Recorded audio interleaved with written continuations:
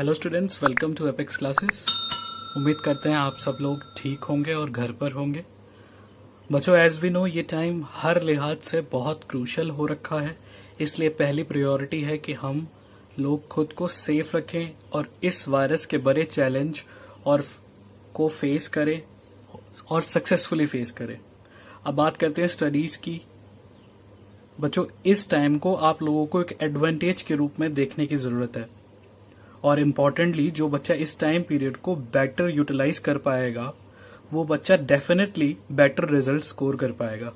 इसलिए ज्यादा से ज्यादा सेल्फ स्टडीज पर फोकस कीजिएगा और जिस भी तरीके से स्कूल में पढ़ाया जा रहा है उस पर भी पूरे ध्यान से आप फोकस करें और जरूर इस वीडियो को देखने के बाद मुझ तक ये बात पहुंचाए कि आपका सिलेबस जो है वो किस तरीके से रन किया जा रहा है और कितना पहुंच चुका है और कितना आपको समझ आया और क्या क्या डिफिकल्टीज आप फेस कर रहे हैं, ताकि हमारी पूरी कोशिश होगी कि उस सिलेबस को हम मैचअप कर पाए और जल्द से जल्द आपको वीडियो प्रेजेंटेशन के थ्रू इसी तरीके से टॉपिक्स को जल्द से जल्द कराया जाए।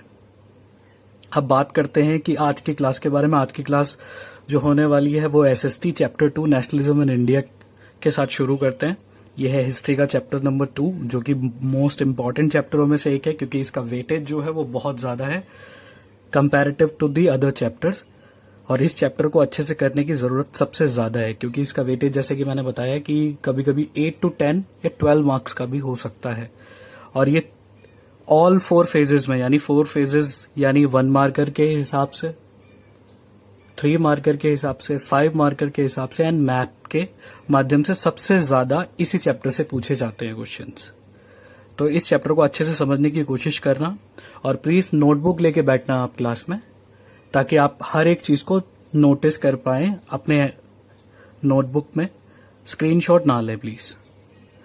तो आज जो टॉपिक हम कवर करने वाले हैं बच्चों वो है first world war, entry of Gandhi ji in India and Satyagraha. ये तीनों टॉपिक को आज की वीडियो में आपको रिप्रेजेंट करने वाले हैं और इन तीनों टॉपिक पे हम वर्क करेंगे। और सबसे बड़ी प्रॉब्लम होती है हिस्ट्री में बच्चों को डेट्स लर्न करने की। तो डेट्स मेरी कोशिश होगी कि आज के इस सेशन में आप सारी डेट्स को आसानी से लर्न कर पाएंगे। तो ध्यान से सुनिएगा, ये एक स्टोरी की तरह है और आप इस चीज को जरूर एंजॉय करेंगे स्टोरी की तरह अगर समझेंगे तो शुरू करते हैं वर्ल्ड वॉर से। फर्स्ट वर्ल्ड वॉर 1914 से लेकर 1918 के बीच में हुआ। अब इस वर्ल्ड वॉर का नेशनलिज्म इन इंडिया से क्या मतलब, ये सवाल है। अब नेशनलिज्म इन इंडिया में पूरी तरीके से फ्रीडम स्ट्रगल की बात की जाने वाली है। बहुत सारे नेम्स आएंगे इसमें, बहुत सारे इवेंट्स आएंगे जिससे काफी हद तक आप पहले प्रीवियस क्लासेस में भी पढ़ चुके होंगे। फैमिलियर नेम्स होंगे, महात्मा गांधी, और कई सारे मूवमेंट्स आएंगे, नॉन कॉपरेशन मूवमेंट, सत्याग्रह, इस तरह के टर्म से आप ऑलरेडी फैमिलियर होंगे तो आपको इतनी दिक्कत होगी नहीं। तो आप कोशिश कीजिएगा इसको जल्द से जल्द समझ पाएं क्योंकि ये बहुत ईजी है। तो how first world war affected India, पहला सवाल आता है ये, और बहुत इंपॉर्टेंटली ये जानने की जरूरत है कि इंडिया से वर्ल्ड वॉर किस तरीके से अफेक्ट करता है। अब यहां एक ऑब्वियस सी बात है कि बात हो रही है वर्ल्ड वॉर की, तो वर्ल्ड वॉर में अगर वर्ल्ड का डिस्कशन आ रहा है तो ऑब्वियसली इसमें इंडिया भी एक पार्ट है। अब इंडिया उस टाइम में इस 1914 से लेकर 18 के बीच में कॉलोनिज्म के अंडर में आता था। अगर आपको थोड़ा सा इसके बारे में जानकारी हो तो कॉलोनिज्म होता है बेटा उपनिवेशवाद, जिसके अंडर कोई कंट्री के अधीन कोई कंट्री रहती है, किसी कंट्री के अंडर में, जैसे हम ब्रिटेन के अंडर में थे। तो इंडिया कॉलोनिज्म को फेस कर रहा था, तो इसलिए इंडिया जो था वो डायरेक्टली वर्ल्ड वॉर में पार्ट नहीं ले रहा था। डायरेक्टली इंडिया का इन्फ्लुएंस इस वर्ल्ड वॉर में नहीं था, वो ब्रिटेन के थ्रू पार्ट ले रहा था, यानी ब्रिटेन डायरेक्टली पार्ट ले रहा था इस वर्ल्ड वॉर में। तो ब्रिटेन चाहता था कि उसकी फौज जो हो, उसकी जो आर्मी हो, वो जितनी ज्यादा बड़ी हो, जितनी ज्यादा तादाद में हो, वो उतनी कारगर होगी। तो ब्रिटेन ने इंडिया को एक ऑफर पेश किया कि यदि आप हमारे साथ वर्ल्ड वॉर में पार्टिसिपेट करते हैं तो हम कुछ लीनियंसी दिखाएंगे in terms of taxism, in terms of freedom also, कि अगर सब कुछ ठीक रहता है तो हम आपको आजाद भी कर सकते हैं। तो इस तरह के कुछ ऑफर्स इंडिया को प्रेजेंट किए गए ब्रिटेन द्वारा, पर इंडिया जो था उस सिचुएशन में मरता क्या नहीं करता वाली हालात में था। यानी वो पार्टिसिपेट करता है तो भी प्रॉब्लम, क्योंकि उसके पास कोई अच्छी आर्मी नहीं थी, आर्मी मौजूद ही नहीं थी, या ये कह लो। और अगर नहीं पार्टिसिपेट करता तो भी ब्रिटेन की मार उसको झेलनी पड़ती फ्रीडम स्ट्रगल को लेकर। तो इंडिया के पास कोई ऑप्शन नहीं था, तो इंडिया ने इस चीज को स्वीकृत किया, इस चीज को एक्सेप्ट किया कि हाँ जरूर हम पार्टिसिपेट करेंगे। तो इंडिया ने अपनी मैन पावर जो है ब्रिटेन को फर्स्ट वर्ल्ड वॉर में दी। नतीजतन ये हुआ कि ब्रिटेन जो है इस सहायता के बावजूद ये लड़ाई, ये वर्ल्ड वॉर जीत नहीं पाया। कहीं पे भी ब्रिटेन को सक्सेस नहीं हुई, बुरी तरह पिट गया ब्रिटेन। पर ब्रिटेन ने ये शर्त रखी थी इंडिया के आगे कि रिजल्ट कैसा भी रहेगा, अगर इंडिया का पार्टिसिपेशन रहा तो इंडिया को जरूर उस चीज का बेनिफिट दिया जाएगा। पर यह चीज बिल्कुल भी नहीं हुई और चीजें इसके उलट होने लग गई। अब जैसे कि यहां पे इम्पैक्ट ऑफ वर्ल्ड वॉर क्या क्या हुआ, इंक्रीज इन डिफेंस एक्सपेंडिचर, यानी मिलिट्री जैसे चीजों पे, ऑर्गेनाइजेशन पे, स्ट्रक्चर पर ज्यादा पैसा खर्च होने लग गया, एक्सपेंडिचर इस पर बहुत ज्यादा बढ़ गया। कस्टम ड्यूटी जो थी वो भी इंक्रीज होगी। कस्टम ड्यूटी क्या होता है बच्चों, कोई भी प्रोडक्ट के इंपोर्ट एंड एक्सपोर्ट पर टैक्सिज्म लागू कर दिया गया, यानी टैक्स ज्यादा देना पड़ता था। इंडिया के कंसर्न में जो रिसोर्स सामने आता वो होता है कॉटन। बेटा कॉटन बहुत ज्यादा मात्रा में यहां से एक्सपोर्ट किया जाता था, तो जो भी कंपनी या जो भी फैक्ट्री इस चीज को एक्सपोर्ट करती थी अब उसको टैक्स ज्यादा देना पड़ता था। बहुत बड़ी प्रॉब्लम थी, क्योंकि पहले ही इंडिया क्राइसिस में था। वर्ल्ड वॉर में अगर ब्रिटेन हारा है तो इट मीन्स तो इंडिया भी हारा है, और इंडिया के पास मॉनेटरी फंड्स बिल्कुल नहीं थे, क्योंकि वो ऑलरेडी ब्रिटेन के अंडर में था। तो ये बहुत बड़ी एक प्रॉब्लम थी इंडिया के आगे, कस्टम ड्यूटी पे करनी। और उसके साथ साथ इनकम टैक्स में भी इंक्रीमेंट कर दिया गया, लैंड टैक्स में भी इंक्रीमेंट कर, यानी जो जमींदार हुआ करते थे, जमींदारी प्रथा हुआ करती थी तब इंडिया में, तो जमींदार जो थे वो किसानों से, पीजेंट से ज्यादा से ज्यादा वसूला करते थे टैक्स। टैक्स की लिमिट जो थी वो बहुत ज्यादा बढ़ा दी थी। यानी ये किए गए प्रॉमिस के खिलाफ था जो कि ब्रिटेन द्वारा किया गया था। वर्ल्ड वॉर जब शुरू हुआ था और इंडिया से जब पार्टिसिपेशन की मांग की थी, उससे बिल्कुल उलट काम किया गया। ये सारा टाइम पीरियड जो है ये आफ्टर वर्ल्ड वॉर है, वर्ल्ड वॉर 1, ये ध्यान रखने की जरूरत है। यानी 1918 की बात चल रही है ये। फोर्सफुल रिक्रूटमेंट इन आर्मी, आर्मी में जबरदस्ती भर्ती कराई जा रही थी। यानी जो इंसान इंटरेस्टेड भी नहीं है उसको भर्ती कराई जा रही थी जबरदस्ती बुला के। कोई भी कहीं भी घूमता हुआ दिख रहा है, उठा रहे, पटक रहे और सीधा उठा के आर्मी में भर्ती करा दे रहे हैं।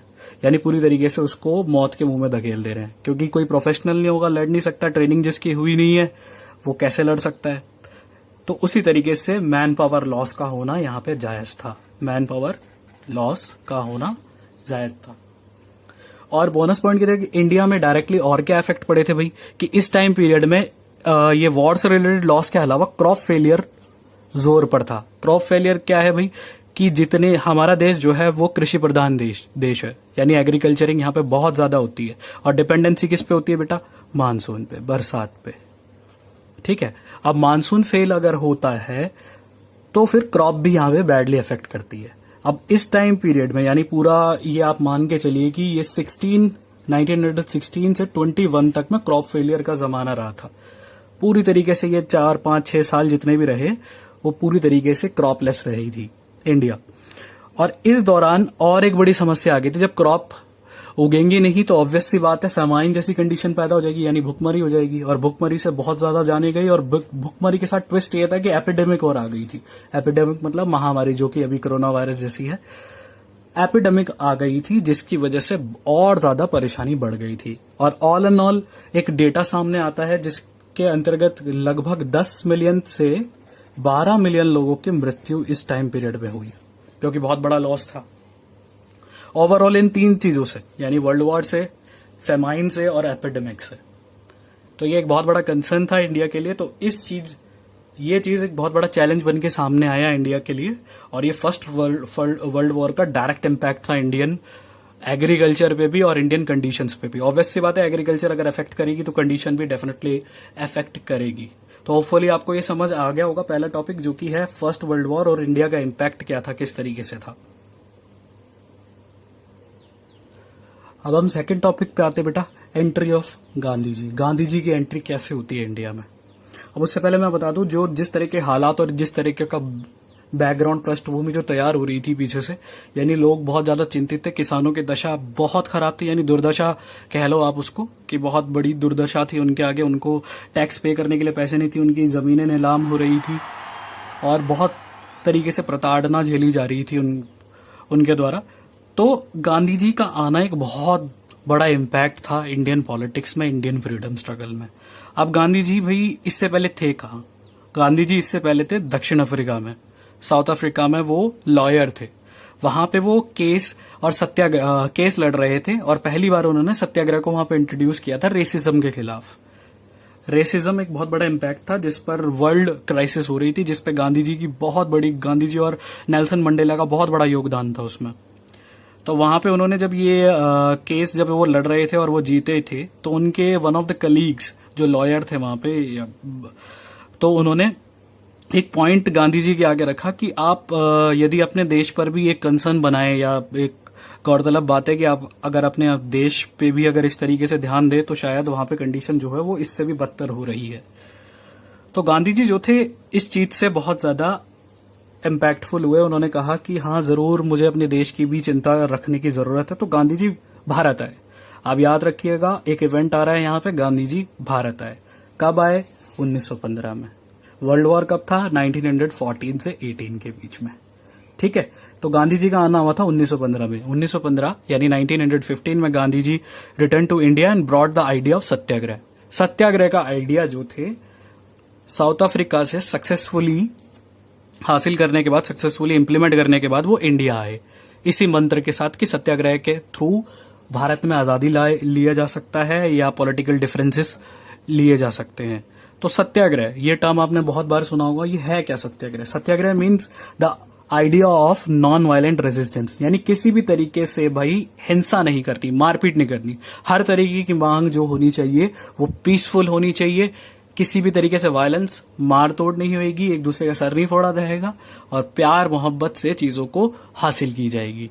दिस इज सत्याग्रह। और ट्रूथनेस पे, और सबसे बड़ी बात थी ट्रूथनेस। ट्रूथनेस के तौर पर अगर कोई गलत चीज पे सत्याग्रह किया जा रहा है तो सत्याग्रह वो हो ही नहीं सकता। सत्याग्रह, इसको अगर आप तोड़ देते, सत्य, ट्रूथ पे ये बिहेव करता है, ट्रूथ पर ये काम करता है। तो गांधी जी का आइडिया था ये, जिसके थ्रू वो इंडियन पॉलिटिक्स में इम्पैक्ट डालने वाले थे। परंतु गांधी जी नए थे भारत में, उनको भारत के कंडीशंस का नहीं पता था, उनको भारत की पॉलिटिक्स के बारे में कोई अंदाजा नहीं था। तो उन्होंने 1 साल का वक्त लिया भारत आने के बाद। 1 साल वो कंप्लीटली स्टडी कर रहे थे इंडियन पॉलिटिक्स को। और किन के अंडर में? उनके पॉलिटिकल गुरु थे गोपाल कृष्ण गोखले। अब 1 साल की स्टडी के बाद गांधी जी जो थे वो पूरी तरीके से तैयार थे इंडियन पॉलिटिक्स में एंटर होने के लिए। वो पूरी तरीके से प्रिपेयर हो चुके थे कि कहां कहां, एक तो सबसे बड़ी बात थी कि डिफरेंसेस बहुत ज्यादा थे इंडिया में। जैसे ही डिफरेंसेस, मतलब बहुत बड़ा इंडिया है, हर जगह का कल्चर डिफरेंट है, लैंग्वेज डिफरेंट है, प्रॉब्लम्स सबकी एडवर्स है। तो ज्योग्राफिकल टर्म्स में भी गांधी जी ने इंडिया को समझने की कोशिश करी। ये सब समझ के पूरे 1 साल का टाइम अपना पूरा लेकर वो मैदान में उतर गए। सबसे पहले उन्होंने देखा कि कौन सा वर्ग है जो सबसे ज्यादा प्रॉब्लम फेस कर रहा है। तो उसमें थे पीजेंट्स, सबसे ज्यादा प्रॉब्लम फेस करने वाले थे किसान वर्ग, पीजेंट। अब इनके साथ बहुत ज्यादा ज्यादती हो रही थी, जैसे कि हमने देखा कि टैक्सिज्म का लालच इनको दिया गया पहले ब्रिटेन द्वारा, लेकिन बाद में इनके टैक्स पे छूट नहीं दी गई, उल्टा बढ़ा और दिया। तो किसान जो थे बेचारे बहुत ज्यादा परेशान थे। तो इससे रिलेटेड इशू को गांधी जी का सबसे मेन पॉइंट था कि भाई किसान अगर इस देश के सुरक्षित रहेंगे या उनके लिए चीजें आसान होगी तो ही देश में हम चेंजेस ला सकते हैं या पॉलिटिकल चेंजेस लाए जा सकते हैं। तो सबसे पहले वो पहुंचते हैं 1916 में, 1916 में। अब दोबारा मैं आपको डेट दोबारा हाईलाइट इसलिए कर रहा हूं ताकि आपको याद हो जाए। 14 to 18 वर्ल्ड वॉर 1 और उसके बाद 1915 की डेट आई है। 1915 की डेट में गांधी जी भारत आए, 1 साल तैयारी करी। किनके अंडर में? उनके पॉलिटिकल गुरु गोपाल कृष्ण गोखले के अंडर में। और उसके बाद पहली बार सत्याग्रह इंडिया में गांधी जी ने लॉन्च किया पीजेंट्स के फेवर में 1916 में, 1916 में। और किधर गए बच्चों? चंपारण गए। चंपारण किधर है? बिहार में। ठीक है, ये मैप से मैप रिलेटेड क्वेश्चन में बहुत इंपॉर्टेंट है, इसको आप अच्छे से कर लेना, चंपारण ध्यान में रहना चाहिए। कब गए? 1916 में। किस लिए गए थे? फार्मर्स की हेल्प करने, ऑपरेसिव प्लांटेशन सिस्टम के खिलाफ, यानी जबरदस्ती खेती करवाई जा रही थी एक उस तरह की फसल पर जो कि इलीगल थी, यानी इंडिगो पे। इंडिगो की फार्मिंग हो रही थी जो कि इलीगल था, जिससे कोई मुनाफा भी किसानों को दिया नहीं जा रहा, सिर्फ सर्वाइवल की वो की थी कि हम आपको किसी तरह का नुकसान नहीं पहुंचाएंगे अगर आप इंडिगो उगा के देंगे। ऐसा ब्रिटिश ऑफिसर्स का कहना था, ब्रिटिश गवर्नमेंट का कहना था चंपारण के किसानों से। तो चंपारण के किसान जो थे, इससे पहले यहाँ पे फल सब्जियां उगाते आए हैं, और इंडिगो से उनका नुकसान ये था कि इंडिगो उगाएंगे तो जो जमीन की जो कैपेसिटी होती है, उर्वरता, फर्टिलाइजेशन जो होती है, वो बहुत तेजी से डिक्रीज होती है।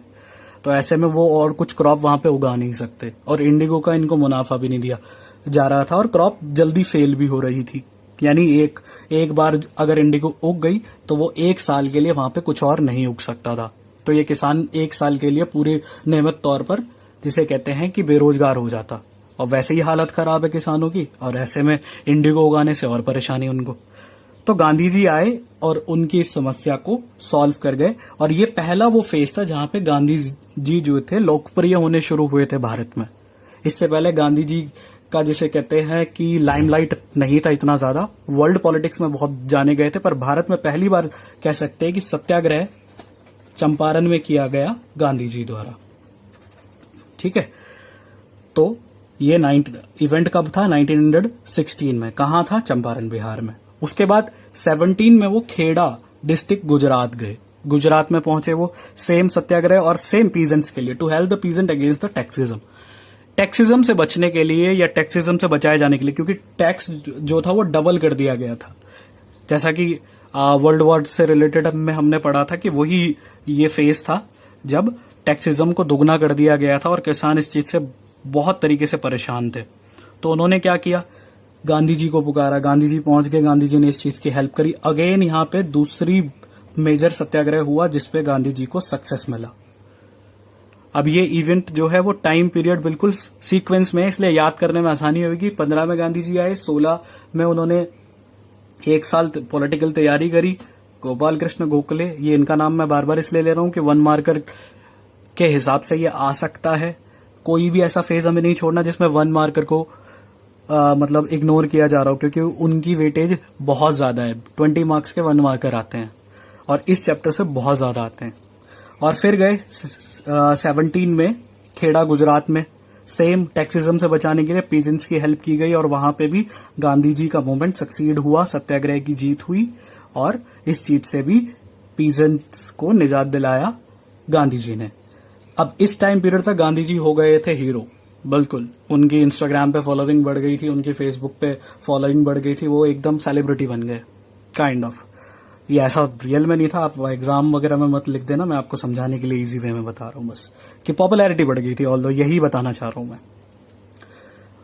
सन 1918 में, उसके बाद 16, 17, 18 लगातार तीसरी साल सक्सेस की उम्मीद से गांधी जी अहमदाबाद गए, गुजरात में। कॉटन मिल वर्कर्स के पास पहुंचे थे वो। वहां पे प्रॉब्लम ये थी कि इनकी जो सैलरी इशू थी, उसके चलते गांधी जी उनको हेल्प कर रहे थे। यानी सैलरी जो थी वो उनकी बढ़ाई नहीं जा रही थी, डबल वर्क होने के बावजूद। यानी 1918 में लॉस के बाद सारी चीजें ठप पड़ गई थी, लेकिन काम डबल था। किसानों को काम, वर्कर्स को काम ज्यादा करना था, और काम ज्यादा करने के बाद भी वेतन में इजाफा नहीं था। तो इस चीज में गांधी जी ने मदद करी, और तीसरी बार सत्याग्रह में गांधी जी की जीत होती है। अब यहां 3 बार गांधी जी का मास लेवल पे जीत होने के बाद गांधी जी की पॉपुलैरिटी तो बड़ी, और उसके साथ जब पॉपुलैरिटी बढ़ गई, ज्यादा लाइक आने लग गए उनको, ज्यादा फॉलोअर्स उनके बढ़ने लग गए, तो भाई कॉन्फिडेंस जो था वो 7वें आसमान पे था। Gandhi ji seems to be very happy, बहुत खुश हो गए, फुल ऑफ कॉन्फिडेंट। अब ये सोचते हुए उन्होंने 1919 नेक्स्ट डेट, यानी 1990 नेक्स्ट ईयर, उन्होंने सोचा कि क्यों ना इस सत्याग्रह को ना पूरे इंडिया में लॉन्च कर दें। ये जो थे मेजर छोटे छोटे डिस्ट्रिक्ट थे, पर उन्होंने सोचा कि क्यों ना इसको ना एक बड़ा रूप दें। किसके खिलाफ था? Rowlatt act. अब बच्चों यहाँ पे सवाल यह है कि रॉलेट एक्ट क्या है। रॉलेट एक्ट का पहले डेट टाइम याद रख लें। डेट थी मतलब 1919 की, और इसको इंट्रोड्यूस किया गया था मिस्टर सिडनी रॉलेट, जो कि थे ब्रिटिशर। ऑब्वियसली नाम से तो ब्रिटिशर ही लग रहे हैं। और थे भी ब्रिटिशर। और ये रॉलेट एक्ट था क्या, इसके अंदर था कि भाई ब्रिटिशर्स जो थे उनको फुल अथॉरिटी थी, पूरी अथॉरिटी थी कि किसी भी इंडियन पॉलिटिकल लीडर को वो जेल में रख सकता था 2 साल तक, बिना अपील बिना दलील के। यानी बिना मतलब में उसको लगा कि भाई ये क्या कहते हैं, शक हो रहा है इसको, चलो उठाओ अंदर डाल दो भाई, जेल में भर दो। ये सब ये जो चीजें होती थी उससे इंडिया तो अपोज करता ही था और काइंड ऑफ इंसल्टेड फील होता था। अब ये पॉइंट पे एक डायलॉग याद आता है मुझे, चीटिंग करता है तू, चीटिंग चीटिंग चीटिंग करता है तू। जी हाँ, बिल्कुल यही। अब ये तो पूरी तरीके से चीटिंग हो रही थी। आप पॉलिटिकल लीडर भाई कि कोई भी किसी भी तरीके से काम कर रहा होगा उसको सीधा उठा के प्रिजन में डाल दिया और 2 साल तक वो बंद रहेगा भाई, बाहर नहीं आएगा। और ये चीज बहुत गलत थी। फ्रीडम स्ट्रगल में एक बहुत तरीके से ये अवरोधक बन सकता था, बाधा आ सकती थी इस चीज से, क्योंकि बहुत सारे बड़े बड़े पॉलिटिकल लीडर थे, गांधी जी हिमसेल्फ, नेहरू जी हो गए, ठीक है, पटेल साहब हो गए, ऐसे बहुत सारे थे जिनको अगर 2 साल के लिए इम्प्रिज कर दिया जाता है या जेल में डाल दिया जाता है तो मुसीबत आ जाती, रुकावट आ जाती फ्रीडम स्ट्रगल में। तो इस चीज के खिलाफ रुकावट को दूर करने के लिए गांधी जी ने एक पहल उठाया जो था नेशन वाइड सत्याग्रह। बहुत बड़े लेवल पर इसकी शुरुआत करने की कोशिश की गांधी जी ने, जो कि अगेन सेम टाइम पीरियड में था, 1919 6 अप्रैल से। उन्होंने कहा कि अब नेशन वाइड जो है सत्याग्रह को लॉन्च किया जाए, क्योंकि इतना सक्सेस हो ही गया, लोग उनको जानने लगे, हर तरीके से सक्सेस सत्याग्रह में मिलता गया। तो उनका मूल जो मकसद था वो सत्याग्रह के थ्रू ही इस चीज में सक्सेस पाना था। उन्होंने क्या किया, बड़ी बड़ी रैलीज जो थी वो ऑर्गेनाइज करनी शुरू कर दी। बहुत बड़ी बड़ी रैलीज होगी, हजारों लाखों की संख्या में लोग जुड़ने लग गए, गांधी जी के नारे लगाने लगे, गांधी जी के पाथ को फॉलो करने लग गए। और सत्याग्रह का तरीका भी गांधी जी का फेमस हो चुका था और सब लोग उसको अपनाने भी लग गए थे। पूरी तरीके से लोग मैदान में, रोडों पे आके सत्याग्रह करने लग गए। और गांधी जी का मकसद ये था कि चाहे कुछ भी, किसी भी तरीके का सिनेरियो हो जाए, वायलेंस नहीं क्रिएट करना। यानी सिंपल सी भाषा में अगर कहे तो गांधी जी का मतलब ये था कि आपको ये बात मेरी माननी पड़ेगी, अगर नहीं मानेंगी, अगर आप नहीं मानोगे तो मैं कुछ नहीं करूंगा, बैठ जाऊंगा और आपका रास्ता रोक दूंगा, पर आपके ऊपर पत्थर नहीं फेंकूंगा, आपको अपशब्द नहीं करूंगा, कहूंगा या इस तरह का कुछ भी नहीं। तो ये चीज था गांधी जी का फंडा सत्याग्रह में। अब सुनने में बड़ा अजीब लगता है, लेकिन था, ये वर्क हो रहा था पूरी तरीके से। ये एक जिसे मैजिकल पावर के तौर पर कहा जाता था, गांधी जी को एक मैजिशियन के तौर पर भी देखा जाता था काफी सारे लोगों में। तो गवर्नमेंट वर्कर्स वगैरह जो थे वो वेंट टू स्ट्राइक, वो पूरी तरीके से स्ट्राइक पे आ गए। हर चीज बंद हो गई, गवर्नमेंट स्कूल्स बंद हो गए, जितने भी गवर्नमेंट, अब जो भी गवर्नमेंट सेक्टर से जहां पे इंडियन वर्कर्स काम कर रहे थे उन्होंने अपने अपने जगह छोड़ दिया। मतलब सारे जो टीचर्स थे, कॉलेज के स्टूडेंट थे, सब लोग छोड़ के गांधी जी के साथ इस सत्याग्रह में जुड़ गए। नेशन वाइड होता चला गया ये। अब सारे दुकानें भी बंद थी, सारी दुकानें बंद कर दी गई। यानी ताजा जो हालत है, अभी की जो हालत है, आप इजीली इस चीज को रिलेट करके समझ सकते हैं। अब होता क्या है फिर, इस चीज से पैनिक होंगे ऑब्वियसली। कौन होंगे? ब्रिटिशर्स होंगे भाई। पैनिक हो गए कि इतना बड़ा मूवमेंट कैसे हो गया, कैसे इसको रोका जाए, क्या किया जाए। तो 10 अप्रैल को उन्होंने क्या किया, पहली बार, अगेन डेट को रिमाइंड करना, 10 अप्रैल 1919 को अमृतसर पुलिस ने क्या किया, सत्याग्रह, जो सत्याग्रही थे, जो शांतिपूर्वक या पीसफुली वहां पे सत्याग्रह कर रहे थे, उनके ऊपर इन्होंने गोली चला दी। अब गोली चलाने का असर ये था कि भाई गोली चलाएंगे तो ऑब्वियस सी बात है कि लोग कहीं ना कहीं तरीके से सब्र का भान लोगों का टूटेगा ही। हर कोई गांधी जी जैसा नहीं बन सकता। तो उन्होंने क्या किया कि उन्होंने फिर उसको रिटेलिएट करना शुरू कर दिया। कुछ लोगों ने पत्थर फेंके, कुछ लोगों ने तो आग जला दी, तो पुलिस स्टेशन जला दिए, तो सारे पब्लिक सेंटर जला दिए, पब्लिक व्हीकल्स जला दिए। तो इस तरीके से वायलेंस बहुत तेजी से बढ़ने लग गया। अब वायलेंस इतनी तेजी से बढ़ने लग गया तो ब्रिटिशर को समझ आ गया कि भाई अब जो है वो हालात और ज्यादा पतली होती जा रही है ब्रिटिशर्स के लिए। तो उन्होंने उठा के मार्शल लॉ इम्पोज कर दिया। अब मार्शल लॉ क्या है भाई? मार्शल लॉ एक इमरजेंसी के दौरान लिया जाने वाला स्टेप है, ठीक है, जिसके अंतर्गत जितनी भी पावर होती है वो आर्मी चीफ को दे दी जाती है, पुलिस से हटाकर। यानी पुलिस का इसमें कोई रोल नहीं होता। पुलिस जो है सहायक के रूप में काम करेगी, हेल्पिंग हैंड होगा पुलिस का। लेकिन एक्शन मेकर जो होगा वो इधर आर्मी चीफ होगा, और उस टाइम का आर्मी चीफ था जनरल डायर।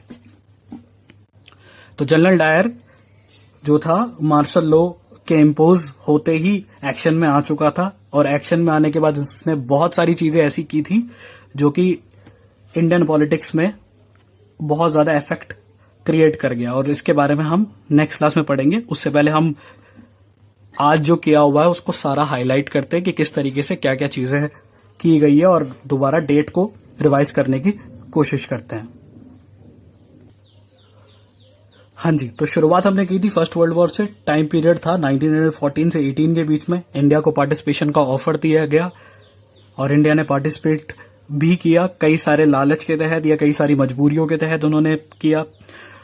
उस दौरान बहुत सारे लॉसेस हुए। क्रॉप फेलियर इंडिया में तब भी चल रहा था, मिलियंस ऑफ डेथ हुई, फेमाइन एपिडेमिक की वजह से हालात और पतली हो गई, और इसका इम्पैक्ट डायरेक्टली इंडियन इकोनॉमी पे पड़ा, क्योंकि डिफेंस का एक्सपेंडिचर बढ़ा दिया गया, कस्टम ड्यूटीज बढ़ा दी गई, टैक्स, लैंड टैक्स, और आर्मी पे जबरदस्ती रिक्रूटमेंट, मतलब फ्री रिक्रूटमेंट और फोर्सफुल रिक्रूटमेंट भी होनी शुरू हो गई। फिर गेम में आते हैं गांधी जी। हाँ जी, तो गांधी जी आते हैं भारत में, साउथ अफ्रीका से लौटते हैं, रेसिज्म के खिलाफ सत्याग्रह लड़के आते हैं और जीत के आते हैं, और 1915 में आते हैं। अगेन 1915 में गांधी जी का आना होता है, और आने के बाद वो गोपाल कृष्ण गोखले के अंडर में पॉलिटिकल स्टडीज करते हैं इंडिया की, और 16 में मैदान में आते हैं। 16 में सबसे पहले कहाँ जाते हैं? चंपारण बिहार में जाते हैं, और किसके खिलाफ जाते हैं? प्लांटेशन, ऑपरेसिव प्लांटेशन के खिलाफ, और फार्मर्स के बिहाफ पे जाते हैं, यानी फार्मर्स की हेल्प करने के लिए जाते हैं। वहां पे उनकी जीत होती है। देन उस जीत के बाद ये 1917 में यानी 1917 में खेड़ा गुजरात जाते हैं पीजेंट्स की हेल्प करने अगेंस्ट द टैक्सिज्म, और वहां पे भी उनकी जीत होती है। उसके बाद 1918 अहमदाबाद गुजरात में कॉटन मिल वर्कर्स की हेल्प करने जाते हैं, सैलरी इशू के चलते सैलरी इशू को टैकल करके वहां पे भी सत्याग्रह की जीत होती है। फिर उसके बाद इस सारे सिनेरियो से गांधी जी का कॉन्फिडेंस जो होता है वो बूस्टअप हो जाता है, और वो 1919 में नेशन वाइड सत्याग्रह अगेंस्ट रॉलेट एक्ट कराने की कोशिश करते हैं, यानी रॉलेट एक्ट के खिलाफ अपनी पहल करते हैं नेशन वाइड सत्याग्रह में, जिसके अंदर ये प्रावधान लाया गया मिस्टर सिडनी रॉलेट द्वारा कि ब्रिटिशरों को फुल अथॉरिटी है किसी भी पॉलिटिकल लीडर को प्रेजेंट करने की, यानी जेल करने की 2 साल तक, सिर्फ शक के बेस पे, कोई अपील नहीं, कोई दलील नहीं, सीधा अरेस्ट करके 2 साल की जेल हो सकती थी, यानी उसको बेल भी नहीं हो सकती थी, कोई वकील भी उसको निकाल नहीं सकता था उस पॉलिटिकल लीडर को, जिसके खिलाफ गांधी जी ने सत्याग्रह नेशन वाइड किया, और 6 अप्रैल को किया था 1919 में। अगेन डेट को रिमाइंड कर दूं, बड़ी बड़ी रैलीज ऑर्गेनाइज की गई, गवर्नमेंट वर्कर्स जो थे वो छुट्टी पे हो गए और गांधी जी के साथ आ गए, मैदान में खड़े हो गए, स्ट्राइक करने लग गए, शॉप्स भी बंद हो गई गांधी जी के फेवर में। और 10 अप्रैल को एक बहुत बड़ा ट्विस्ट आया जब अमृतसरी पुलिस ने फायर किया सत्याग्रही को, जो कि अमृतसर में बैठे हुए थे, पीसफुली सत्याग्रह कर रहे थे, उनके ऊपर अटैक किया गया, जिसको पूरी तरीके से रिटेलिएट किया गया लोकल पीपल द्वारा, और उन्होंने खूब सारे पत्थरबाजी की, जगह जलाई, पब्लिक प्रॉपर्टीज को नुकसान पहुंचाया। उसके बाद जब हालात इतने गंभीर हो गए तो मार्शल लॉ इम्पोज कर दिया गया, और मार्शल लॉ इम्पोज जब किया तो जनरल डायर के अंडर में गया था, और जनरल डायर द्वारा कई सारे ऐसे कदम उठाए गए लेटर ऑन, जिसकी वजह से ये मार्शल लॉ जो था पूरी तरीके से इंडिया पर गहरा प्रभाव बना गया। उम्मीद करता हूं आपको क्लास की एक एक चीजें समझ आई होंगी। अब आप लोगों का होमवर्क ये है कि जिन जिन लोगों को एट द स्पॉट ही ये डेट्स वगैरह याद हो गई हो, टाइम पीरियड याद हो गया हो, तो कमेंट बॉक्स में प्लीज डाल दें, पता तो चले कि कितना आपको समझ आया। और इससे रिलेटेड कोई भी डाउट हो तो बच्चों आप मेरा व्हाट्सएप नंबर जानते हैं, मुझे व्हाट्सएप कीजिएगा और बताइएगा कि क्या क्या प्रॉब्लम है आपकी। Thank you.